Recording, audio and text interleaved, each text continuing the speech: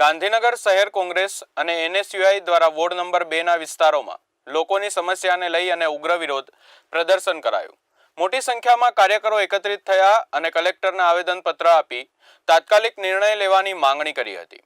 કોંગ્રેસે ચીમકી આપી હતી કે જો આગળના દિવસોમાં સમસ્યાનો ઉકેલ લાવવામાં નહીં આવે તો વધુ ઉગ્ર આંદોલન કરવામાં આવશે। ગાંધીનગર મનપાની પાટનગર પેટા વિભાગ 6 દ્વારા છાપરા વિસ્તારમાં રહેતા લોકોને નોટિસ આપવામાં આવી, જેના આધારે વરસાદની સિઝનમાં ખસેડવાનો આદેશ કરાયો છે। મનપાના અધિકારીઓ પાસે ન તો પૂરતા પુરાવા હતા અને છાપરાવાસીઓ માટે કોઈ વૈકલ્પિક રહેવાની વ્યવસ્થા।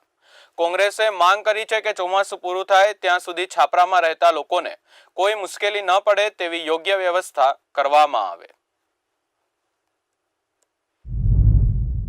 કોંગ્રેસ કાર્યકર્તાઓ બધા જે ગાંધીનગર મહાનગરપાલિકા દ્વારા જે નોટિસ આપવામાં આવી પાટનગર યોજના પેટા વિભાગ 6 દ્વારા, તો ત્યાં જઈને અધિકારીઓએ જે ત્યાં છાપરામાં રહેતા 30 સેક્ટરની પાછળ વર્ષોથી એમને ત્યાં પૂછીને એમને નોટિસ આપી। એમની જોડે કોઈ રેકોર્ડ નથી, 50-60 વર્ષથી ત્યાં રહે છે।